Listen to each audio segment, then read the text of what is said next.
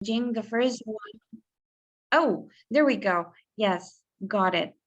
So I'm going to share the first one. Well, it's an easy one. Let me see if I can share my screen here. Okay. Oh, who's disabled? Don't disable participant screen sharing. Let's enable that I if you are I have able. it enabled. I don't know why it's doing that. You should try again. Okay, let me try again. Okay, and here we are. I'm sharing these and share.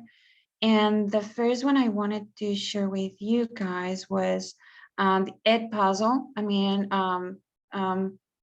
this was good for me because like Kayla's, my students don't like to read for homework. And that is a problem when you have like a whole novel like To Kill a Mockingbird to read.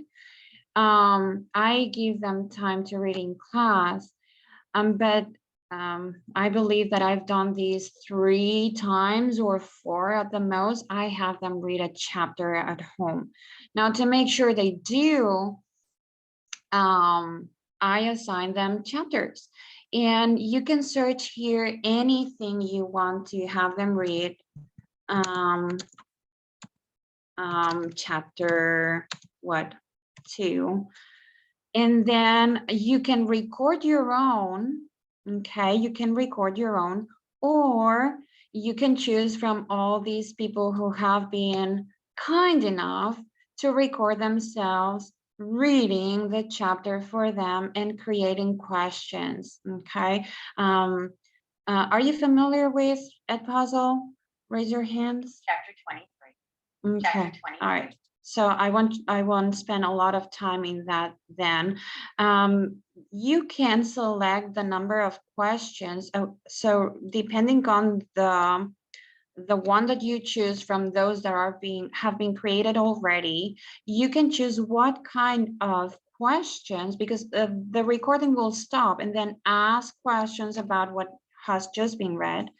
If you choose the multiple choice, then grading is super easy because it's done for you. Okay, so you just have to take those grades and put them in Google Classroom. You can create a Google Classroom assignment,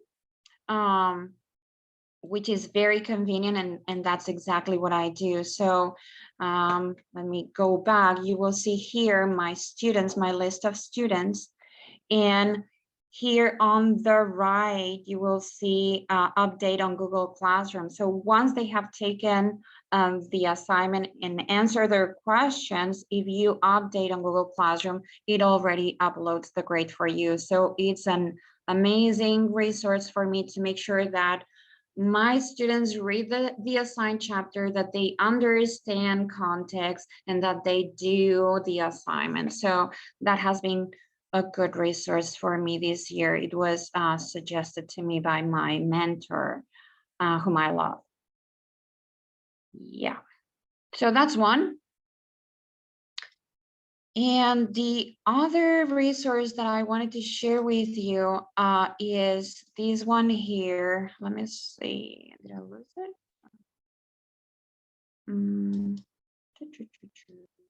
Oh, here. It's myshakespeare.com. I teach Romeo and Juliet. Oh, am I lagging? No. Okay. So myshakespeare.com is an amazing resource. We were given copies of the book, just enough for one of my periods. Obviously, those are school books, and my students cannot annotate the text, which I hate, because I don't know, there is something about being able to actually annotate a text with your questions, with your vocab, with definitions, with context. So I love these. It comes with a few of Shakespeare's plays, and Romeo and Juliet is the one that I am using this year. I don't know if you're familiar with these resource, but let me just show you a few of the features.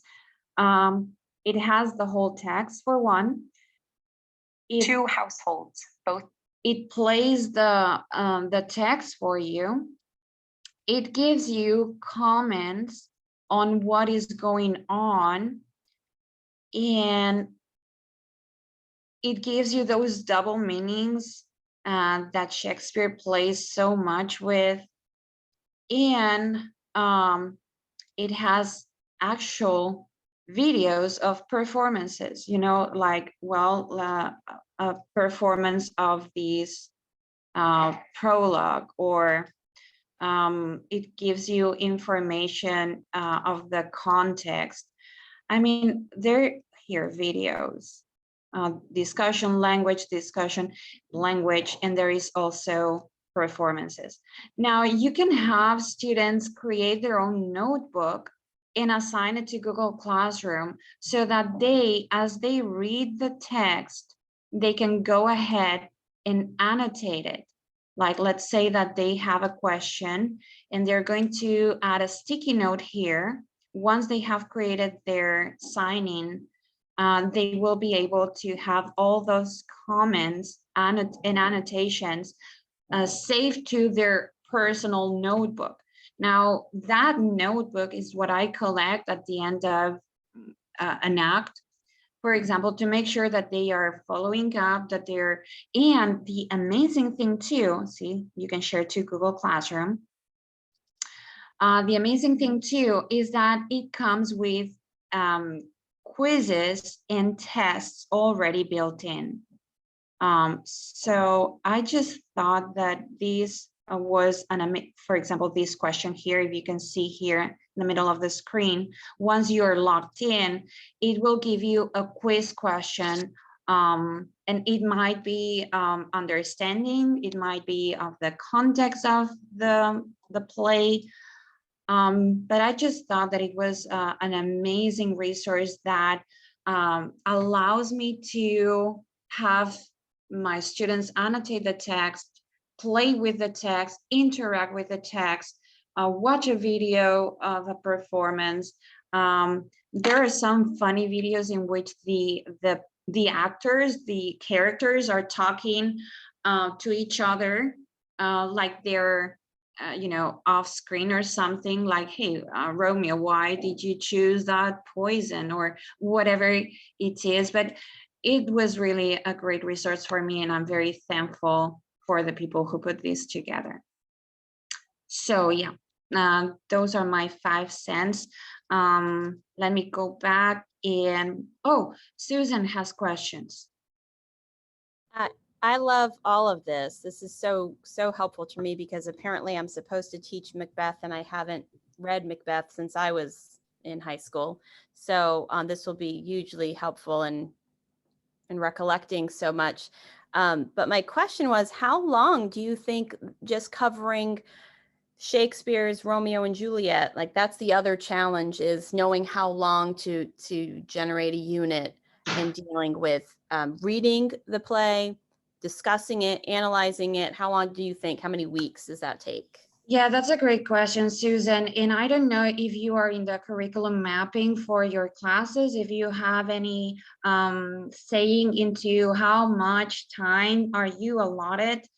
But for most of us, we're just given the time. I believe that for Shakespeare, I had 4 weeks tops, which is actually enough, because here's my 5 cents on Shakespeare. Shakespeare wrote these plays not for us to read them, but for us to enjoy them and watch them, and actually to have the audience interact with the actors. So I learned the hard way that the movie comes first. Okay, if you are somewhere where you have a live performance of Shakespeare, go for it.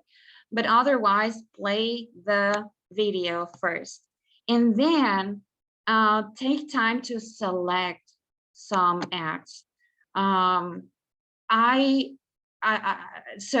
Being very honest, I learned that the hard way. I was putting too much emphasis on the text because I love the text, because I love digging into language and double meanings and context. And that was overwhelming for my students. And I don't want to do that to them anymore or again. So what I'm going to do this year is to play the movie first, and then to select some text for them to dig deeper into that. So I'm going to shy away from reading the whole thing. I know that that can be a scene somewhere, I'm sure, but what I want to do to them is to spark a love and respect for Shakespeare and not a hatred forevermore. So if they love the story, if they love the text that we choose, if they are able to perform in class and have fun with the text, they'll go and read the rest if they want to. I kind of do something similar. I don't start with the movie and we do read everything, but I do like sparse out and we'll read it and then we'll watch it. But I'll pick or I'll assign or allow them to choose and have some people come up to perform. And I change my classroom kind of into a performance space where we have like a big open area, and I've bought props so they have swords and hats and witch hats, and I have a cauldron, and I'll like turn off the lights and I'll tell them like when the witches come on, and at the beginning of Macbeth I'll say, okay, now I need everybody like make rain noises on your desk, and now somebody make thunder, and now I'm going to flicker the lights for lightning. And they get very into that and they get really excited about the props. And I found a really fun packet on Teacher Pay Teacher that has like a lot of fun questions sprinkled in. And so like I'll pause and stop and I'll be like, okay, now what does this mean? And then I'll explain it. And they'll have questions like what would Macbeth tweet here if he had a Twitter or something? And they like really like those kind of questions. And so yeah, any way to make it like interactive and fun and not just sitting there and reading it and answering questions is like the way to go. And for Macbeth, I love the Sir Patrick Stewart version. It's World War II, but they just do such a good job and it's really engaging and the kids really love it. So since you're doing Macbeth, highly recommend that one. I struggled finding one that I like for Romeo and Juliet. Yeah. For Romeo and Juliet, one thing that was really helpful is finding some kind of interesting abridged illustrated version to read before you read the text. So they knew everything. And I told them like, there are no spoilers in Shakespeare. That doesn't exist. In like the classics that we read and everything, there are no spoilers. So this is what happens. These are the people. We like listed out the Capulets and the Montagues and who killed who and what are the feuds, and made it like really engaging. And I mean, it was like a 3-page abridged version. And then for every single thing that we read, like every act, we would read, stop, watch the movie. And I didn't read all of the book. I read basically all of it. There were a couple scenes, I can't remember which ones I left out, but I can send you the ones that we like heavily focused on. But I found that reading on their own didn't happen even in class with reading time. So we just did the audiobook and different versions of movies. Even Romeo and Juliet can be kind of fun. And I think the biggest way that I got them to engage in the text was to make connections. So like, where do you see star-crossed lovers? And that's a really great foundation for teaching theme too. So I don't know, I used it as more of like a example of how like literature kind of like sprinkles ideas everywhere, instead of like, you have to read this line this way and do all of these different things. Excellent. Thank you, everybody. I am going to stop sharing my screen. There we go. And all of these online subscriptions, they're monthly subscriptions that you all subscribe to, right? Like the Teachers Pay Teachers, I know is not free. Is My Shakespeare, does that have a monthly fee attached to it? Yeah, great question. No, this one is absolutely for free. Oh. It will require students and the teacher to create an account, but in my opinion, it's well worth it. I don't use a lot of things on Teachers Pay Teachers that you have to pay for, actually. They have a lot of free templates and stuff.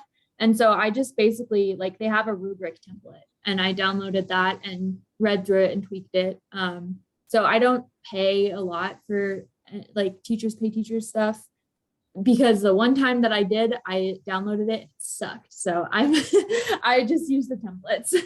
Okay. Yeah. It is a risk for sure to buy anything on Teacher Pay Teacher. I only have really done it whenever I feel like I'm in a crunch and I'm not sure what I'm gonna do or feel lost. Like, I had never read Macbeth. We did Julius Caesar when I was in school. And so that was very intimidating and very scary to me.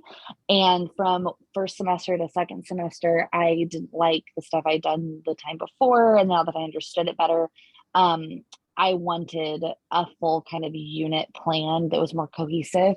And so I took the risk and bought the unit plan, and they really liked it.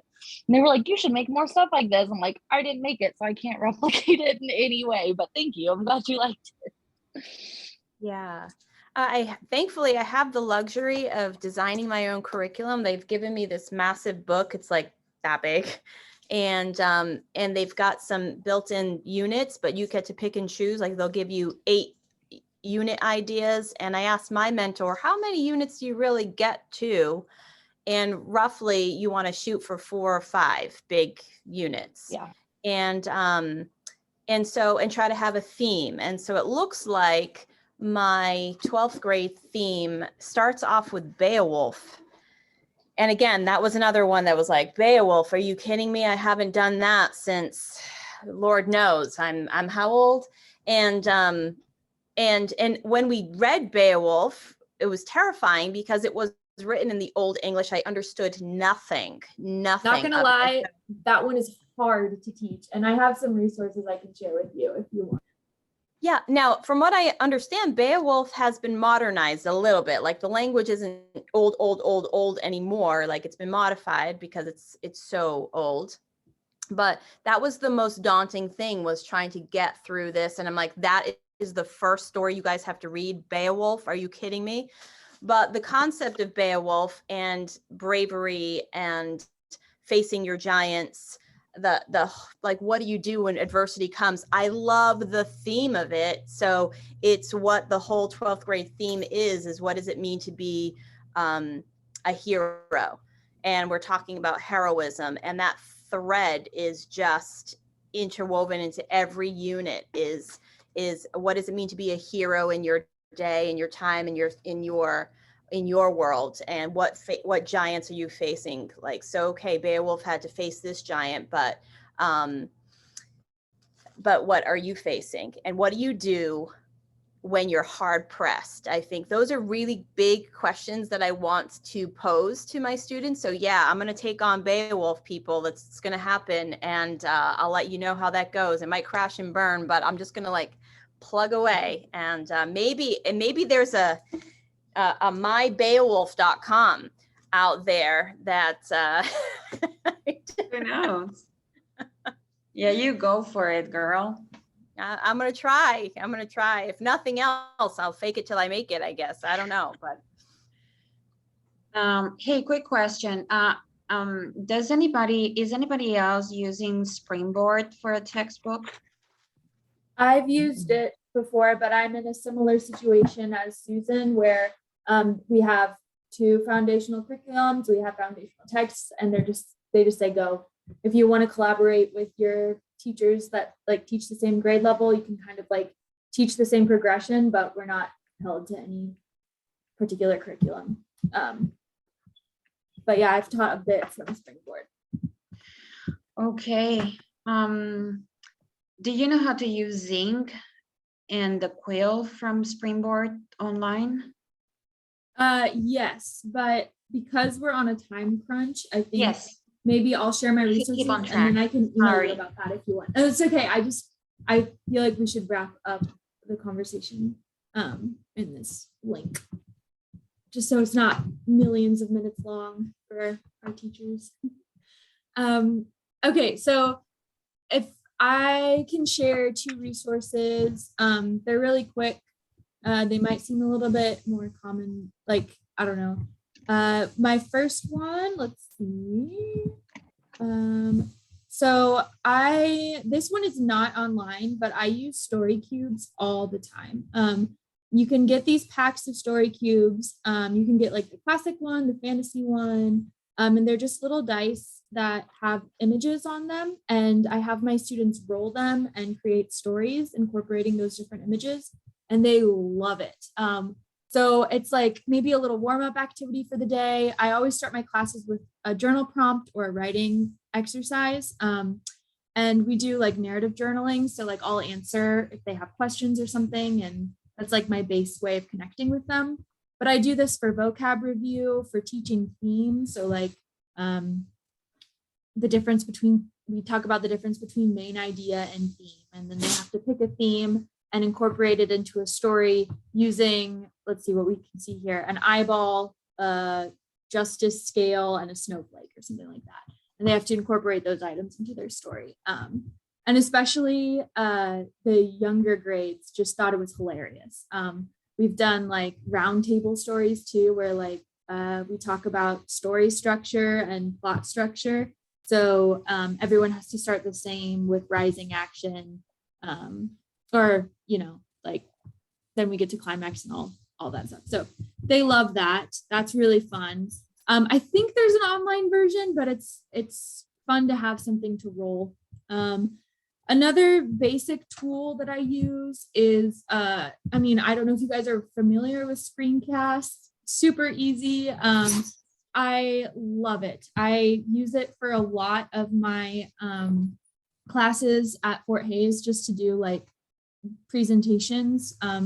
So like some professors will have you either do a presentation or an essay response, and I find presentation responses to be easier for the way that I work. So I use that. It's free. You can pay for like a pro account, but you don't need to. So you basically sign in and you just hit make recording, and then you can record your screen and yourself talking. And I upload different screencast presentations all the time on Canvas, which is like our Google Classroom, for students that are absent or quarantined or anything for them to review on their own. Sorry, my dog is talking to me. And then the other one is just the PBS website. I have a basic subscription, and they do a lot of Shakespearean interpretations. Some are great, some are not so great, but they're there, and it's a really cheap subscription to pay for. There's also a lot of free resources and materials.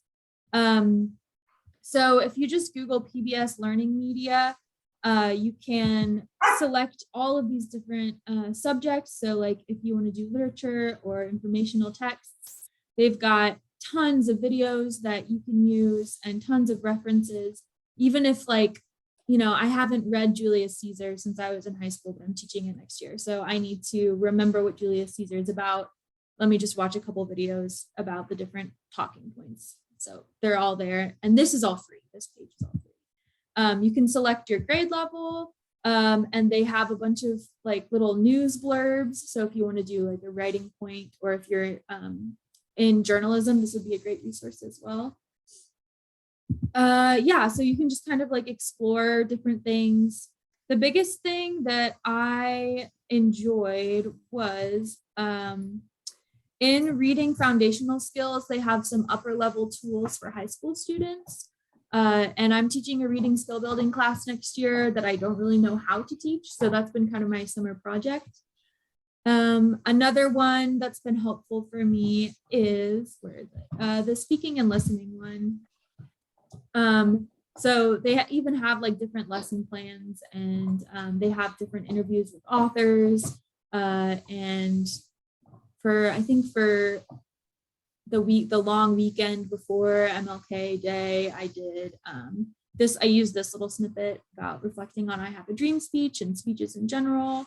But yeah, there's just tons of really great resources here. Let me see. If you just Google PBS Learning Media, this is the landing page. So it looks like this, and then you can browse by grade, browse by subject. and there's a bunch of like free activities and stuff. So that's been kind of my alternate to Teachers Pay Teachers too, when I'm like in a crunch. I look at Teachers Pay Teachers for templates, and I look over here for some quick lesson ideas. I think my subscription that I pay to PBS is like $6 maybe, and I split it with a teacher. So yeah, it's been really helpful. Well worth it. Yeah.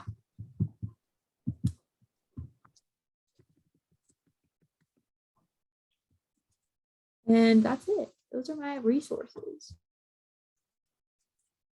Well, this is certainly going to be new for me because I'm so old school, and where things are turned in. Well, we started using my courses, and I had a corresponding website, much like Google Classroom is. I would venture to say every single assignment was submitted electronically. We started to move into an online classroom where it was blended. They'd meet with me in class personally, and then I would upload and maintain that course website for anybody who missed a class, didn't know what we were doing. The agenda was presented there.